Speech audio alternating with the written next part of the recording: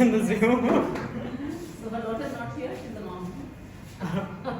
Okay, well, you'll still get the information and you can pass it on. Just for a hot second, I'm going to go over here. So hello everybody, my name is Kenny. I'm the Assistant Director of International Admissions for SAIC. Joining us is also Anita Bardwaj, Director of International Admissions. We're here to both help you today. We're going to go over a presentation regarding portfolio and artist statement. And then after that, talk a little bit about the requirements for the school itself. And we're going to also do portfolio reviews. So if you want to do portfolio reviews, you have that option. You don't need to have a finished portfolio. If you just have 2 pieces or 1 piece on something you're working on, we can definitely still have a conversation. Ultimately, the portfolio review is not only to help you feel stronger and more confident so that by the time you apply, you feel you can get in, but so that you can also get a good scholarship. And besides that, though, it's just, again, a conversation, so don't feel nervous about it. We're just here. We're also artists, so we're just as excited to see your work. We just want to know more and get to know you more. So today, I usually love standing over there, but I'm just going to join you on this side so I don't cover it. But we are going to be looking at a presentation. I call it Crafting Your Creative Voice. And I pair this, the portfolio and the artist statement. Because it's not only, oh, I'm going to show work. Oh, this is writing about my work. But no, it's about really looking introspectively. Who are you as an artist? So that you can begin to make the decisions as to what actually goes into your portfolio. What words do you use to talk about your art? So the portfolio. 1, it's a reflection of you. At SAIC, we require 10 to 15 pieces. Notice that I say pieces because it's not just painting. If you do performance art, video, film, animation, sound art, you can also put that in your portfolio. It is representative. So this is work. This is a portfolio that captures your work in your current moment, your current practice. Not everything you've done before. It is what is current and what's exciting you right now. It's dynamic, meaning it changes. It's going to change from what you're working on right now to maybe in a year from now to if you're applying to one university, another university, another university. We're each going to have different requirements. If you're going to apply to exhibitions, grants, residencies, you're going to be tailoring that portfolio for the needs of each of those organizations. It's not going to be a one-size-fits-all. And lastly, it's curated in the sense of almost like this room. Meaning, if you had the opportunity, let's take this room for example, to fill up this room, this gallery, with your work, what would you choose? So, imagining it in space like that will help you then decide, oh, this is the lineup of artworks that I'm showing, and that is essentially a portfolio. So now we're going to look at an example from one of our students. I do not want you to focus on the artwork per se, so I don't want you to think, I should be making art like this. My artwork doesn't look like that. I don't draw like that. I don't use those colors. No. The point of these examples is to see how they are presenting their portfolio. So looking at the formal aspects, how are they documenting work? How are they choosing to put one thing next to the other? How do they show a through line of themselves through this portfolio? So this student right here, right off the bat, we're beginning to see a drawing on the left side that she then translates into printmaking on the right side. So I understand that this student loves to work interdisciplinary. I also know that the student has an understanding of almost 3D because in order to do the print, she had to separate this image in different layers to then put it back together. Here I can see again, interdisciplinary, that they're working with painting, they're working with markers, they're doing both things that are representative, but also very abstract, or not abstract, but comic-like, or taking from the language of narrative art. Here, and this is one of my favorites, she is placing a picture in context. So oftentimes when we say document your work, it does not only mean with the white wall. But if you feel your work lives in a certain space and needs certain context, photograph it in that space. Maybe you're making a sculpture with wire and pieces of wood and use bottle caps that you found throughout the city because you're talking about ecology and global warming. Maybe that piece actually needs to exist at the beach and you bury it in the sand and then you take that picture versus just a white wall. Usually we say the white wall, but because it provides no distractions. So ultimately, again, it's about either providing context, documentation provides context, or it allows for no distractions so that we can focus on the work. Here, again, we are looking at how she's still playing around with something more representative and then using figures that are coming from narrative art. I'm pretty sure that for this one, for example, sometimes you do not have that white wall. They just took a very good picture and cropped it. You do not need to take professional pictures to put into your portfolio when you're applying to university. But again, we must understand what is the art that we're looking at with no distractions, and doing something like that, simple on your phone, works just as well. Like right here, you can see that these images were most likely taken with the phone and in their own home. There's a door right there. But they still managed to give us a background that doesn't have anything disturbing it, so I can still focus on what the artwork is. Also from the student, now I get the sense that they're trying to begin to think in a 3D manner, again, not only in terms of layers in printmaking, but now quite literally in construction. And they're cementing their visual language using these figures that again are taken from narrative art, that are taken from the pictorial, that are taken from comics, and creating her style. Here, you might say, this is entirely different. What is this doing in the portfolio? It doesn't go with anything else. It looks like it's done by a different artist. And no, I can still understand that it's from the same artist. So I can stand that there is a relationality of shape and geometrics that we saw over here. And then the textiles, the pom-poms that she's using here, also in the same way are translated into the organic shapes she's making here.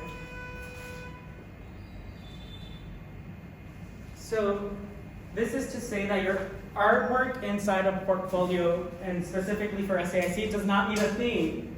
You do not need to make a series. You do not need to have everything be matchy, matchy, matchy. No, if you're an artist that does ceramics and you also do painting and you also do sculpture, you can put all of those into your portfolio. Because ultimately at the end, who is the common denominator behind all of those artworks? It's you. And so that's where you need to make sure that that is what breathes through. And so here I can still understand that this is this student's work. Here, what I want to mention is documentation again. So the central figure right here, I can understand that this is the artwork. Obviously this is still part of it, and it's very hard to see with this projector. But it's this sculpture, just illuminated in different ways, and photographs of it in a more detailed shot. Now, again, this is detail and detail, but I can still understand that this is the artwork that these detailed shots are coming from. I mentioned that because sometimes for IB or AP, they ask you to do a slide showing all the process, process, and then the artwork is right here. And again, not that that's bad, because for IB and AP, you need to do that. And it's a learning process because it shows you that, hey, process is just as important as the artwork itself. But again, now you're applying to a university, so your portfolio needs to change a little bit. And so me, as a admissions counselor looking at your application, when I see the portfolio and it's all the process, and then all the way over here is the artwork, I don't know where to put the focus in my eyes. I have maybe a couple minutes to look at your portfolio, so try to make it a little bit easier for us to understand. Again, I'm not saying that you shouldn't put process, but think strategically. I always give the example that maybe the artwork is right here. I give it respect, I give it space. I know where my eye is supposed to look at first, And then I just put a process picture, a process picture, a process picture. You're still showing me process and I'm still seeing the artwork. And process pictures or sketches should give context to your artwork. Maybe to the artwork you're focusing on or to your art practice in general. It shouldn't just be random figure drawings, but maybe sketches that give it context as to what kind of art you like making.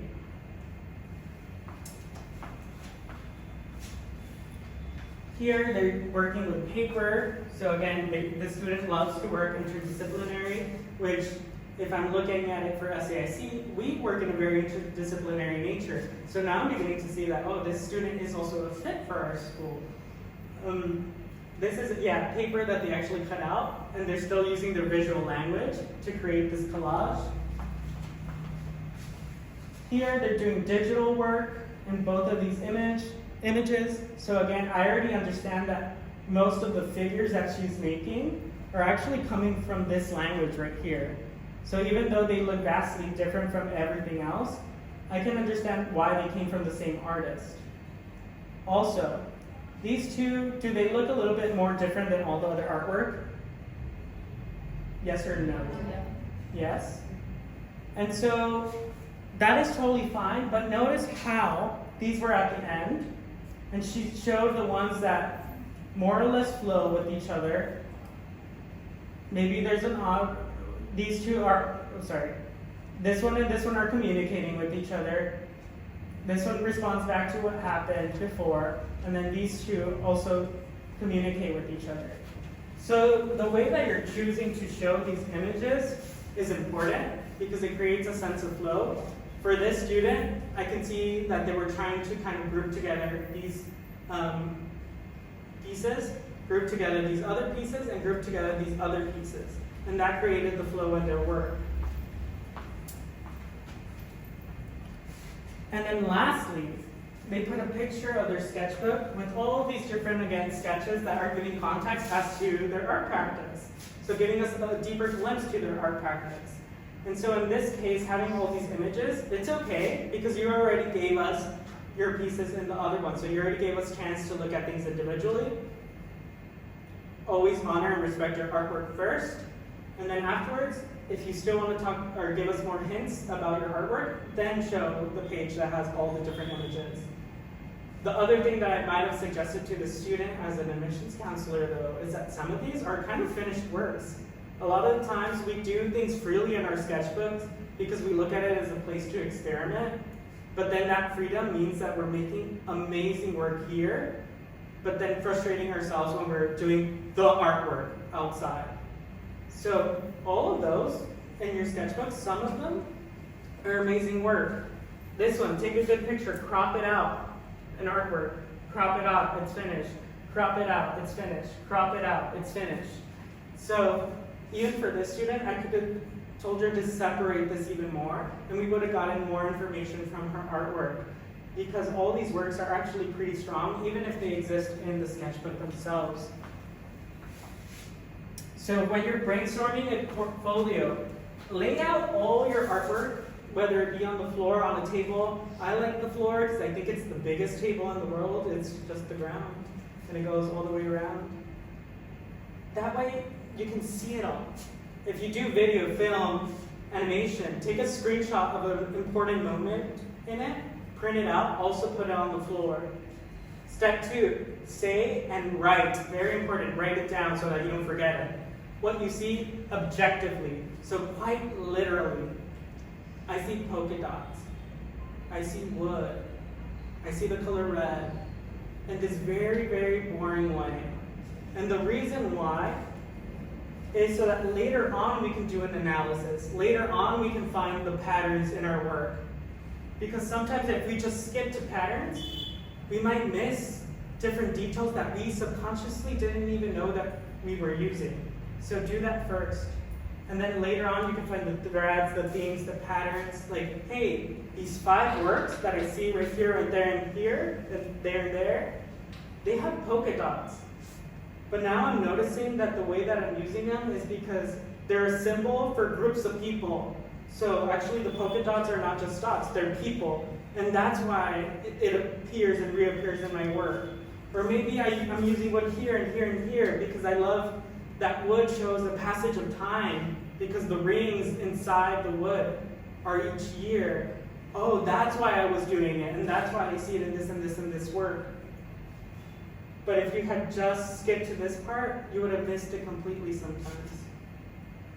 Lastly, 4, now that you've seen the different patterns and seeing maybe how things go together, maybe it's not even thematically, maybe you see that some things, hey, I have 3 things that are like reddish. Maybe these need to go together because if I put something that's yellow in the middle, it's gonna break it. So maybe I organize it that way. You're gonna start moving the things around on the floor in a way that makes sense, in a way that has flow.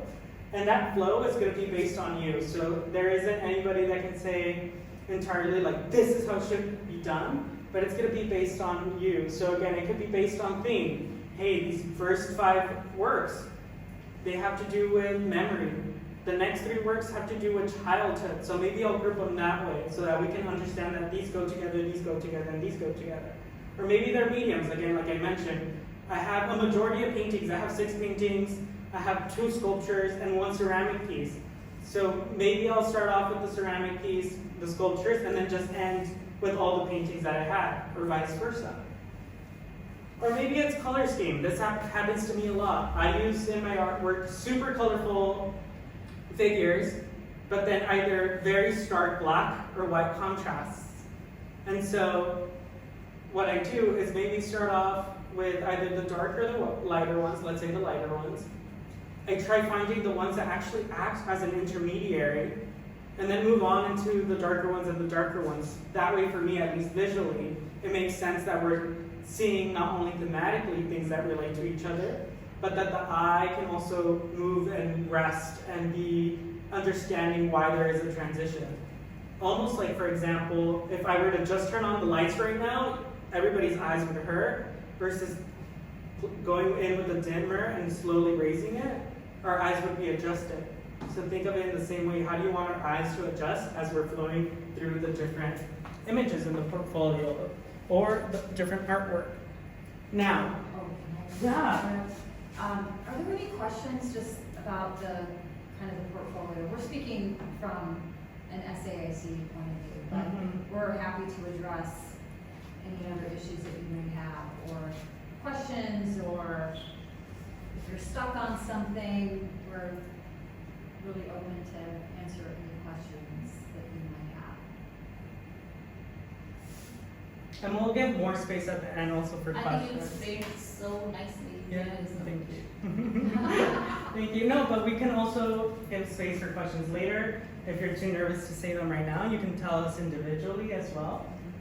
Now I'm going to go talking to the artist statement, and the reason why I put these 2 together is because they're both important at letting us, the admissions counselor, understand you as an artist and you as a person.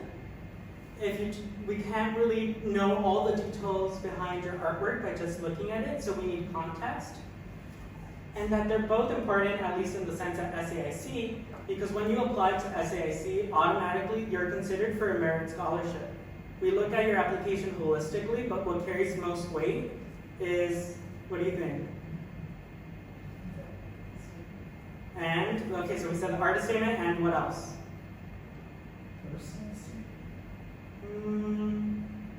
Close. So it does also start with a P. So you said personal statement, and I kind of just talked about it. Portfolio. So the portfolio and the artist statement for us carry a bigger weight when we're looking at it for merit scholarship.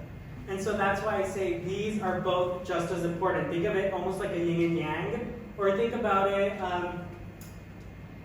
if you were just doing weights on this arm, but you never did weights on this one would have the biggest bicep, and then this one would be all skinny.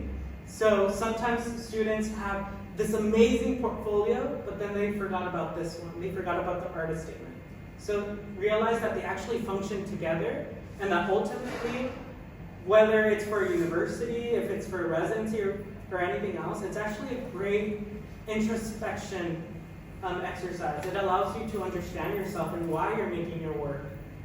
So an artist statement, again, is still a reflection of you. Why is your art unique? Why are you unique as an artist?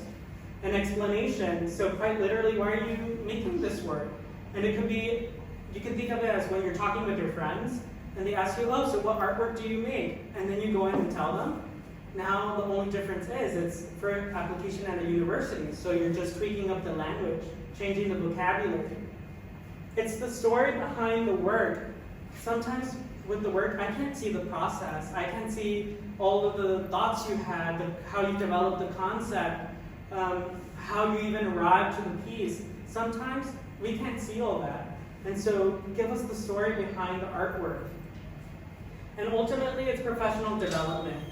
So if you're going to be applying to other universities, later on maybe you go to grad school or you want to go to grad school, residencies, grants, open calls to be at a gallery, they'll ask you for an artist statement to better understand what kind of work you're doing. And even beyond that, let's say you're wanting to go to graphic design. Apple has a very certain aesthetic, HP has a very certain aesthetic. So an artist statement is going to let them understand how do you make art and how do you make graphic design, how do you arrive to that, and they might understand, okay, this one's a better fit here, and also you might understand, actually I'm a better fit there. So overall, that's what the artist statement helps and serves. And I like to break it down through this brainstorm device of who, what, where, when, and why. And again, this is a brainstorm device, so you just are writing down notes as you're kind of going through these questions. Who? Who are you as an artist? Is there any specific background that influenced your work? Maybe artists that influenced your work, being part of certain communities or bringing in certain details in your work. But just remember, this is not a full biography, so just bring in those elements that are important and that give context and to your artistic practice. So again, things that are relevant to you making the artwork. I want to see students go beyond the I started drawing when I was 4 years old story, because you are so much more than that. At this point, your practice has changed and evolved. You're no longer just a student, a kid that picked up a crayon and is drawing, but now you're doing all these weird, wacky things and experimenting with textures and experimenting with materials. So dive into that instead. You have so much more to say than this beginning phrase. And again, I mention it just because a lot of students will actually start off their artist statement with that.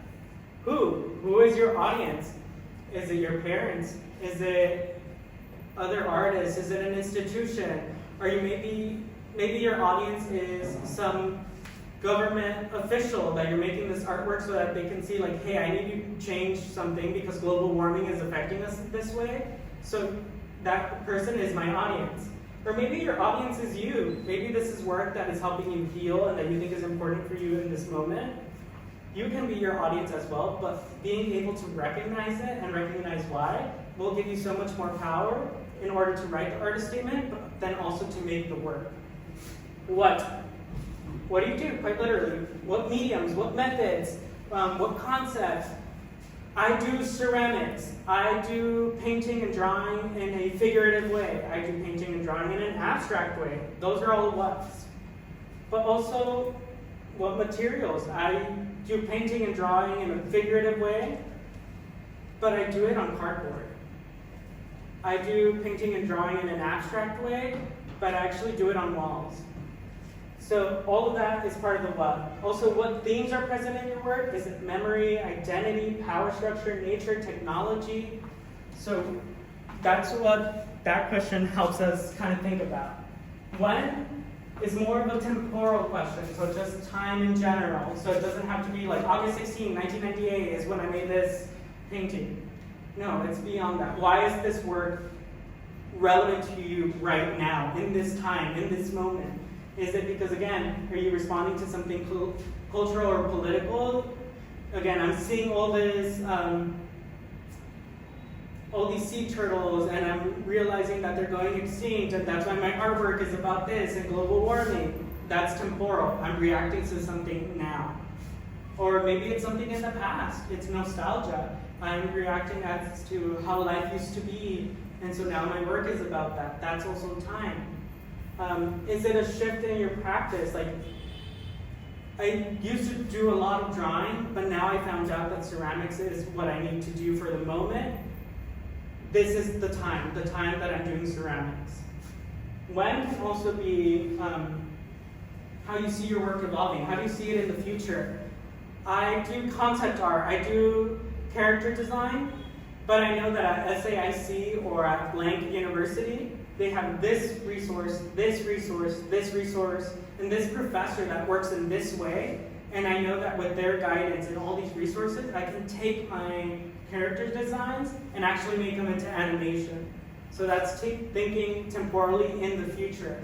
And I highly recommend researching each school and being able to understand what resources they have to see if you actually, one, want to go there, two, they have the things that you want in order to make the art you want.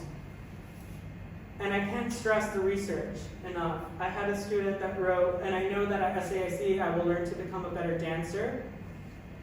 We do not have dance, and so automatically I understood like this student did not do the research, and maybe doesn't understand if we admit them that they're actually not going to be entirely a good fit here. What their goal is to be a dancer. If they would have said, I do a lot of things with dance and choreography, but I saw that SAIC has a performance department that abstracts that, and I see my work living in that realm, I would have been, this student did their research and they understand that, hey, yes, I'm coming from a dance background, but I'm actually doing performance art is what I want to do. Where does your work live? And I don't mean a gallery, in a museum. Sometimes it is helpful to think that way so that you can imagine how your work is going to be installed. But in the very same way, you can think about your work maybe existing at the beach. You can think about your work existing under a tree. Maybe you're an artist who makes stickers and you put them all around the city, so your context is actually an urban one. My art exists in an urban context. But you can also make it a more conceptual question. So where does my work exist? Maybe it exists in conversations of gender. Maybe it exists in conversations about technology. Exists in conversations about global warming. I keep using that example because it's the one that quickest is coming to my mind. And then beyond all that, if your artwork were like a little animal, what ecosystem does it live in? So what are the things that are making it most easiest to live? So is it something intellectual, cultural? Is it the materials that you're using?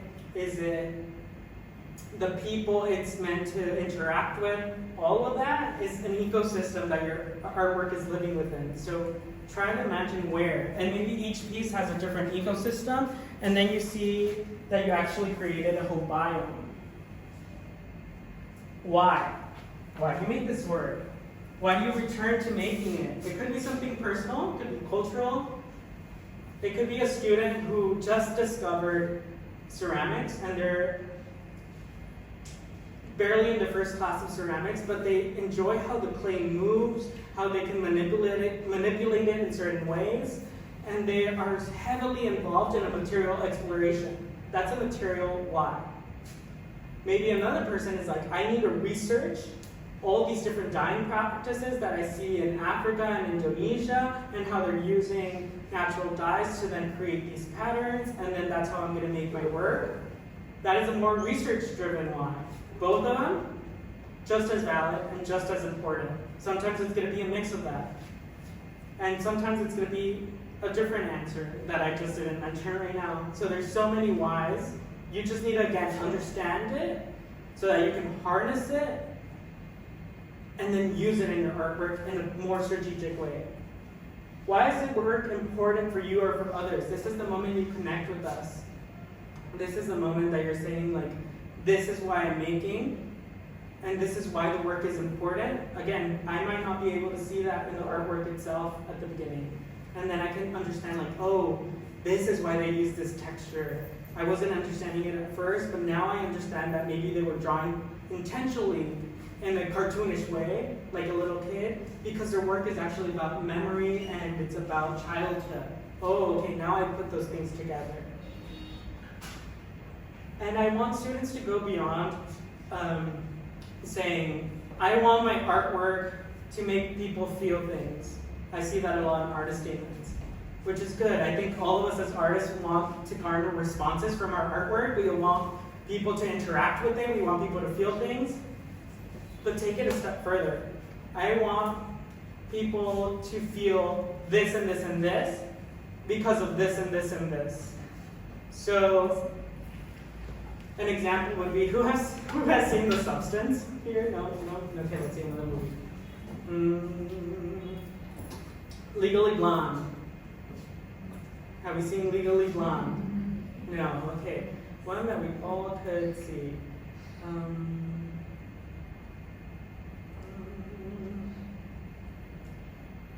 Princess and the Frog.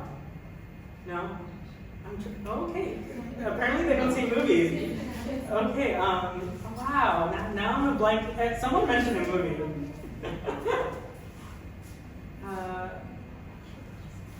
Wow, sorry, now I'm blanking out. I should maybe now write down multiple examples of this.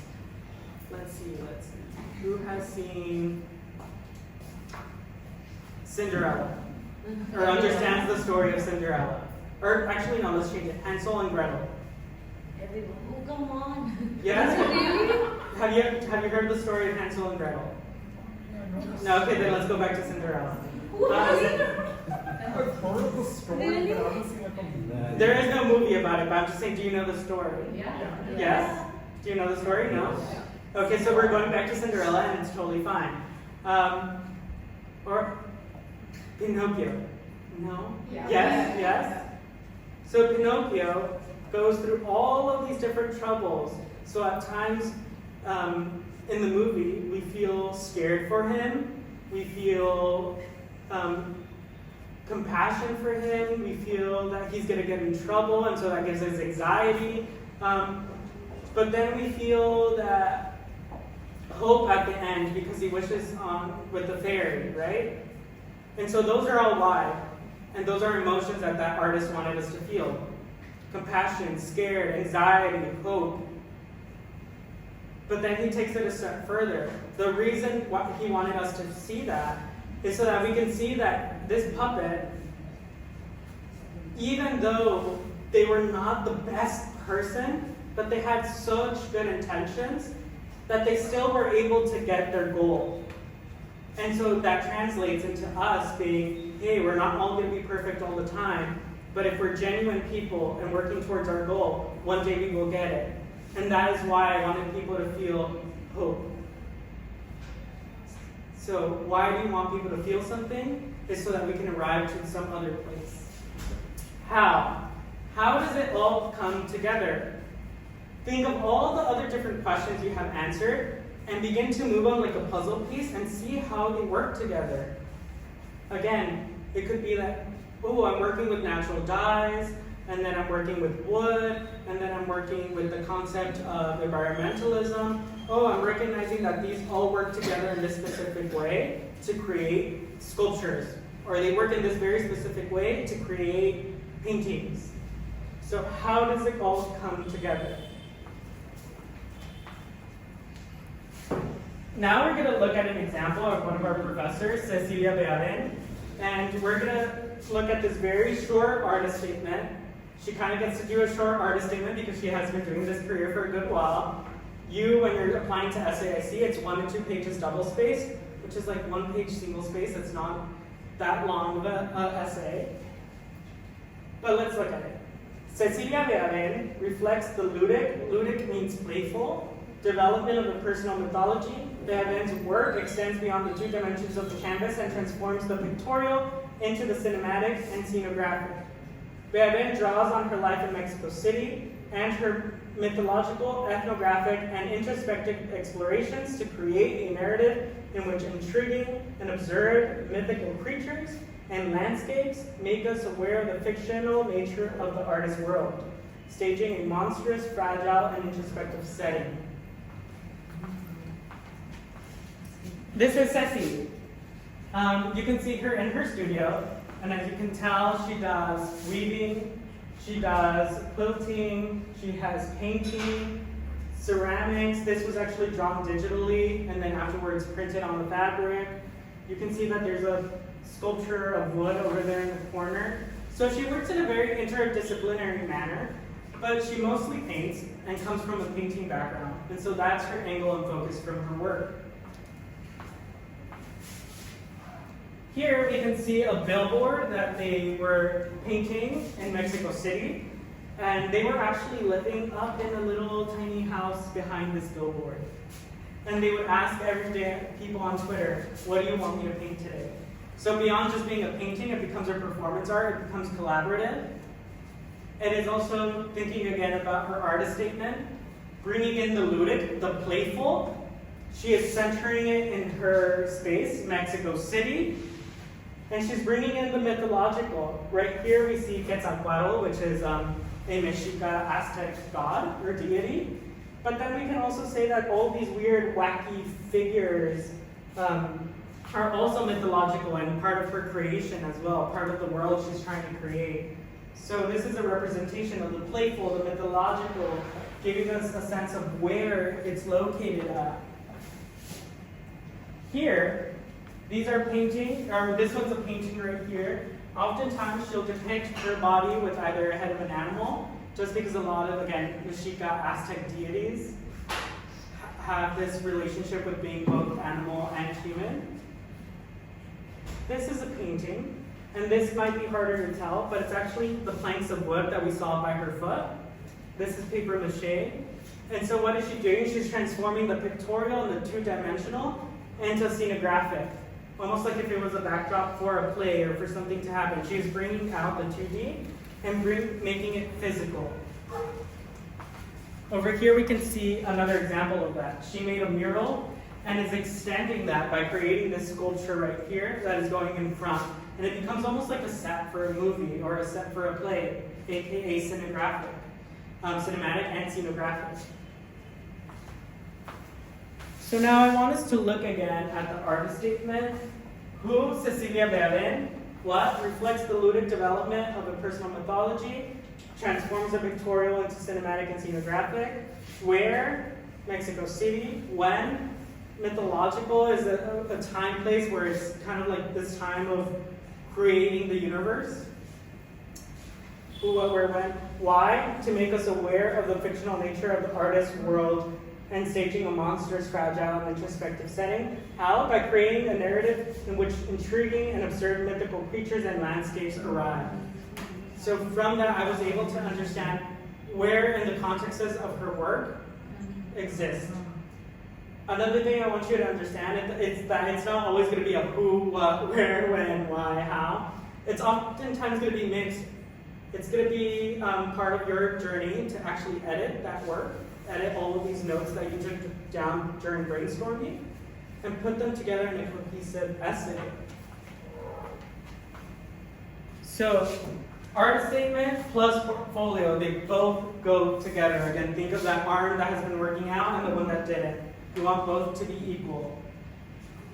Use the artist statement brainstorm, so when you were writing down what you saw literally, plus all that you wrote down in this who, where, when, and why, to begin to then draft a statement.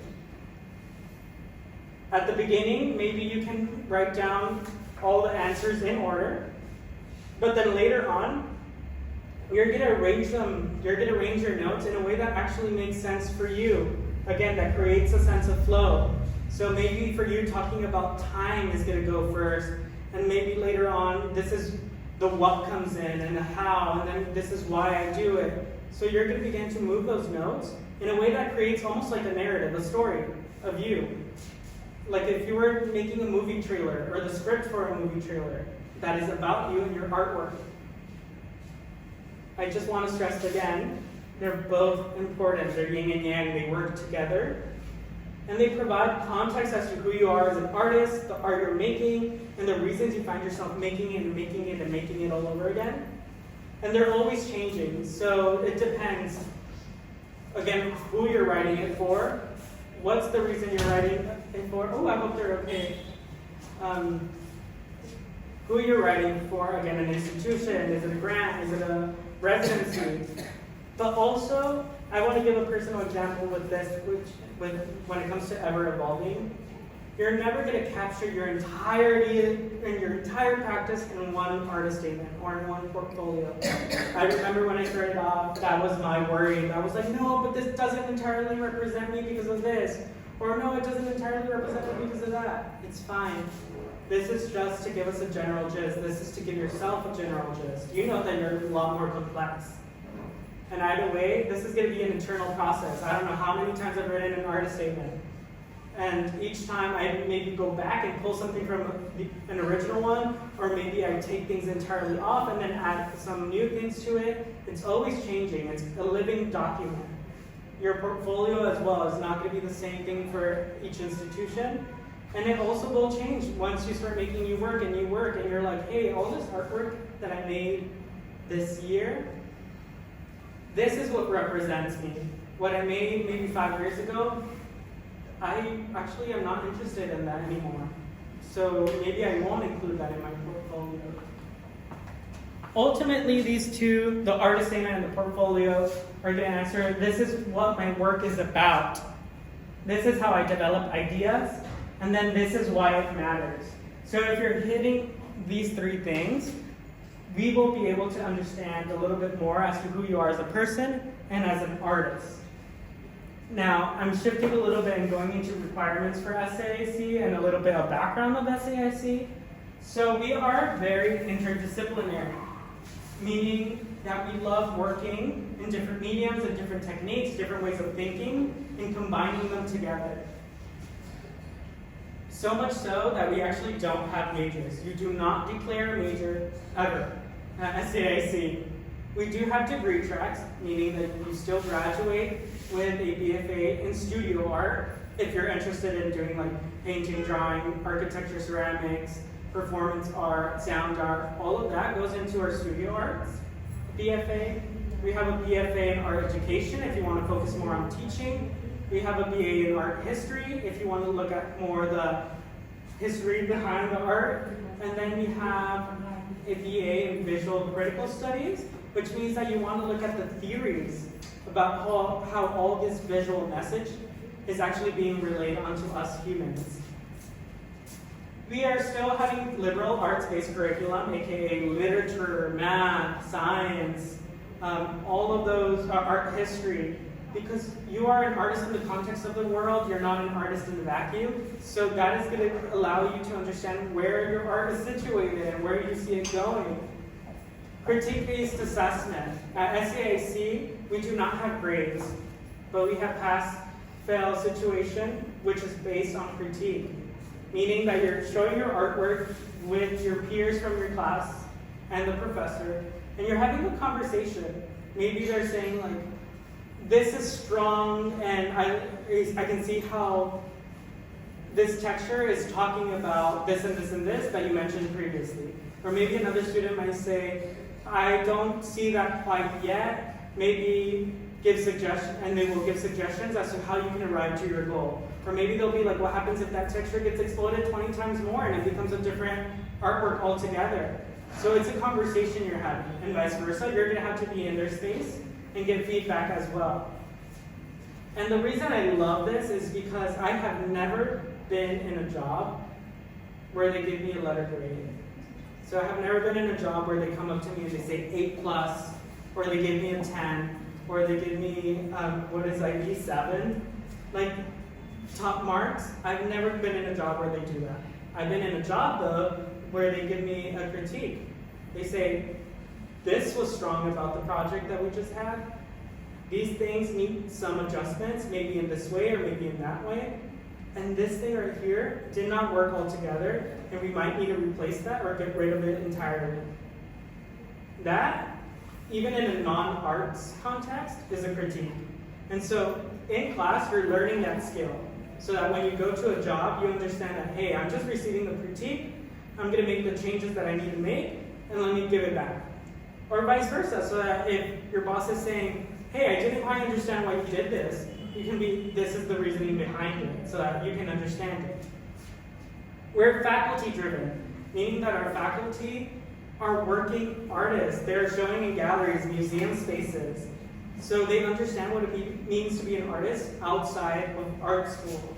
And They're incredibly wonderful. They become mentors, and again, are doing exciting work.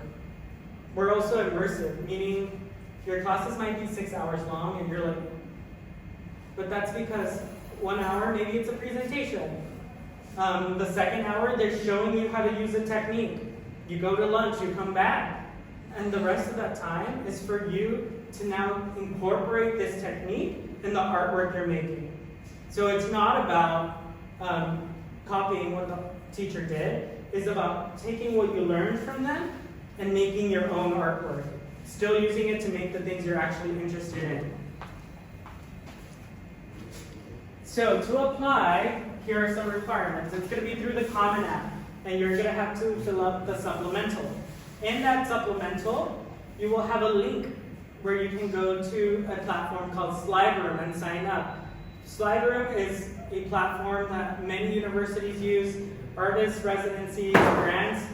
It's a simple way of showing your portfolio. Your portfolio is going to be 10 to 15 either images or, again, up to 5 minutes of time-based work. Time-based work is animation, performance art, sound. And going back to SlideRoom a little bit, it's a very simple platform. Think of it almost like Instagram. It asks you upload media, you drag and drop the image of the work, then you click next, and it gives you a space for title and a caption. And then that's where you can put 8x10 canvas of a picture of a woolly mammoth. And then you upload it. So no need to create these uber-specific PDFs or these uber-specific slides. You can just show us your work and upload it. Again, if you want to show that image and process, then create that maybe in Illustrator, create it in Photoshop, and then just upload it as a PDF, just like that, just as an image. Artist statement that we just went over, you're going to need the artist statement. High school transcripts, 1 letter of recommendation, either professional or academic. Meaning if you have a job or if you volunteer, your boss can write that letter of recommendation. Academic means your teacher, your principal, your counselor, they can write it too. And it does not have to be the art teacher. I'd say pick someone that knows you well, knows your skills, your problem-solving skills. What do you do to jump a hurdle? What is your work ethic? Somebody that understands you as a person beyond just the art making. That is someone that I would recommend to choose for a letter of recommendation. Just because it will give us a holistic view of who you are. SAT and ACT are entirely optional. If you did great and you want to show us you did amazing, put it in there. But if you didn't do them, that's also okay. We're not going to take off points or anything. It's not going to hurt your application because this is entirely optional. But what we do need from international students is an English proficiency score. But if you go to a school where everything is, the language of instruction is English for 4 years or more, we can have that waived. You don't have to do that, which is kind of the case in India because things are taught in English. So you don't have to do the requirements. All we ask is that as soon as you submit that application, email us because we have to go on the back end and make those changes. And I know I keep saying that the portfolio and the artist statement are so important, and I don't want to just leave you there like, okay, do your best job. No, we're here to help, and we have a lot of different resources. For one, you can sign up for a virtual portfolio review. So this is sitting down with an admissions counselor, maybe a faculty, maybe an alumni, and they're looking at your work, giving you feedback, maybe telling you about different artists you might be interested in, maybe different media you might be interested in. Again, it's just getting good feedback and helping you build that portfolio so that when you apply, you have a better chance of getting in and a better chance of getting a really good scholarship. We also have different events. So we have Portfolio Tip Tuesday, which is our webinar series. Again, it focuses entirely on how to build a portfolio in general, how to document your work, how to take the pictures for it. How do I include anime and fan art into my portfolio? Or is that even a possibility? Many different subjects like that are covered. And if you're not able to make it, the recording is left there in that specific link as well. So you can just go ahead and watch it. Or ultimately, another great way of just getting in touch with us is emailing us. Anita's right here. I myself am Kenny Del Pena, so you can always email me or even text me through WhatsApp if you have questions. Manisha is our India-based counselor, so if you want someone who most likely will be in your same time zone and not reply at a random hour, because I'm usually in Chicago, then Manisha would be a great resource. Ime is our counselor in China, but I still leave her up here because we're all artists, and we all have different art backgrounds. So if you meet with each of us, we're going to give you different feedback that's going to help you grow. Because each of us are going to analyze your work in a very different way. So we're all very good resources. And with that, I talked a lot. So I want to give you the opportunity to ask any questions so I can clarify, because I know that sometimes I